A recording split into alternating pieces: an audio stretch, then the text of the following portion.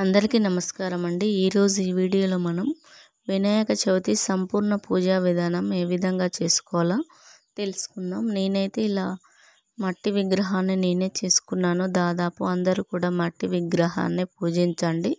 కలర్తో ఉన్న వినాయకుడిని పూజించకండి. ఎందుకంటే మనం చెరువులో నిమజ్జనం చేసినప్పుడు ఆ నీళ్లు అన్నీ కలుషితమై అక్కడున్న జీవచరాలు చనిపోతూ ఉంటాయి.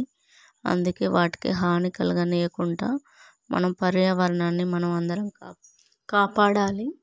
అదేవిధంగా మనం ఎక్కడైతే వినాయకుడిని పెట్టుకుంటామో అక్కడ పూజ గదిలో కానీ లేదా ఇలా హాల్లో కానీ ఒక పీఠం ఏర్పాటు చేసుకుని అష్టదళం పద్మ ముగ్గు వేసుకొని బియ్యం 3 పిడుకులు లేదా 5 పిడుకులు పోసుకొని ఈ విధంగా మనం వినాయక విగ్రహం అనేది పెట్టుకోవాలండి. ఇది నేను తయారు చేసుకున్నది పెట్టుకున్నాను. అదేవిధంగా పసుపు, కుంకుమ, గంధాలతో, పూలతో అలాగే వస్త్రమాలతో అలంకరించుకోవాలి. మనం పసుపు గణపతిని చేసుకొని పూజ అనేది చేసుకోవాలి. వస్త్రమాలను సమర్పించి పసుపు, కుంకుమ, అక్షింతలు సమర్పించి అలాగే నైవేద్యం కూడా ముందుగా సమర్పించిన తర్వాతనే మిగతా పూజ అనేది చేసుకోవాలి. ఈ విధంగా మనం సమర్పించిన తర్వాత కలశం ఆనవాయితీ ఉన్నవారు లేదా కలశం పెట్టుకోవాలి అనుకున్న వాళ్ళు కూడా ఒక ప్లేట్లో బియ్యం పోసుకొని రాగి లేదా ఇత్తడి లేదా వెండి లేదా వీలైతే మట్టి చెంబు ఏది ఉంటే అదే తీసుకొని కొబ్బరికాయల వస్త్రమాల పూలతో మనం పెట్టుకోవచ్చు. ఇది మనకు ఆనవాయితీ ఉన్నా లేకున్నా కూడా పెట్టుకోవచ్చు అండి. అది మన ఇష్టాన్ని బట్టి ఉంటుంది. వినాయకుడిని మనం ఎన్ని రోజులు ఉంచుకుంటే అన్ని రోజులు కలశం ఉంచుకుని తర్వాత వినాయకుడిని కదిపినప్పుడు మనం కలశం కూడా మంగళ శుక్రవారాలు కాకుండా చూసుకోవాలి. అదేవిధంగా వినాయకుడికి కుడుములు, ఉండ్రాళ్ళు అంటే చాలా ఇష్టం.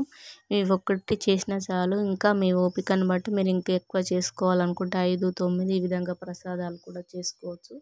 మనం దగ్గర వినాయక వ్రతకల్పం బుక్ ఉంటే అందులో అన్నీ ఉంటాయి. ఏ పూజ ఏంది అని పత్రి పూజ అదేవిధంగా అన్నీ చేసుకోవచ్చు. మన దగ్గర మనము 21 పత్రాలతో పూజ చేస్తాము. కానీ అందరికీ 21 పత్రాలు దొరకవు. కొన్ని మాత్రమే దొరుకుతాయి. కనీసం మీ దగ్గర ఒక గరకతో చేసినా చాలు. ఇన్ని ఉండాలి తప్పకుండా అని లేదు.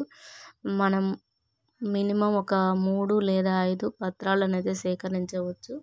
ఈ విధంగా నేనైతే ఒక 9 పత్రాలతో ఈ వీడియోలో చూపిస్తున్నాను. నేను ఎప్పుడైనా ఒక 15 పత్రిని సేకరించి పూజ చేస్తాను.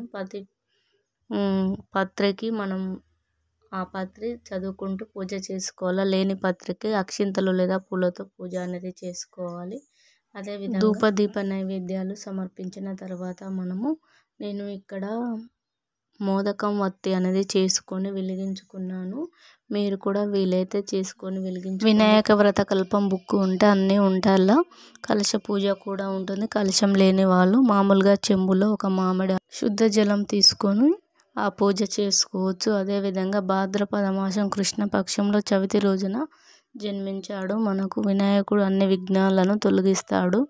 మనకు ఆ రోజు పిల్లల సెలవు ఉంటుంది కాబట్టి వాళ్ళతో కూడా చేయించవచ్చు. వాళ్ళ బుక్స్ కూడా అక్కడ పెట్టవచ్చు అండి. అదేవిధంగా ఈసారి బుధవారం వస్తుంది. చాలా విశేషమైన రోజు. ఒక్కరోజైనా మనం విగ్రహం ఉంచుకొని గురువారమైనా ఇవ్వవచ్చును. ఈ విధంగా చేసుకోవచ్చు. అదేవిధంగా మనకు కొన్ని డౌట్స్ ఉంటాయి కదా, కలశం తప్పకుండా పెట్టాలా అని. కలశం ఆనవాయితీ ఉన్న వాళ్ళు పెట్టుకోవచ్చు, మామూలుగా కూడా పెట్టుకోవచ్చు.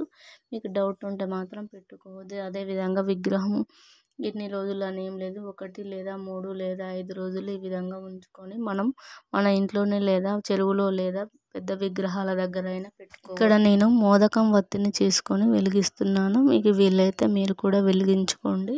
ఇంకా ఏమిటంటే డౌట్, ప్రతిరోజు తలస్నానం చేయాలంటే చేయాలండి. సాయంత్రం చేయనవసరం లేదు. నాన్ వెజ్ మాత్రం ఇంట్లో వండకూడదు. అలాగే పత్రిని కొంచెం మిగుల్చుకొని సాయంత్రం పూట మళ్ళీ కొంచెం పత్రిని వేసి పూజ చేసుకోవాలి. కొందరు ఉదయం చేస్తారు, కొందరు సాయంత్రం పూజ ఎప్పుడైనా మొదలు పెట్టుకోవచ్చు. అదేవిధంగా ఎన్ని నైవేద్యాలు పెట్టాం, ఎంత ఆడంబరంగా చేసామనేది ముఖ్యం కాదు. భక్తి శ్రద్ధలతో మనం చిన్న గరిక పెట్టి మన దగ్గర ఉన్న ఏదైనా ఒక ప్రసాదం పెట్టినా చాలు. ఇంకా మీకు ఏమైనా వీడియోలు కావాలంటే గణేష్ చతుర్దశి ప్లేలిస్ట్లో ఉన్నాయి. నచ్చితే లైక్ చేయండి, షేర్ చేయండి.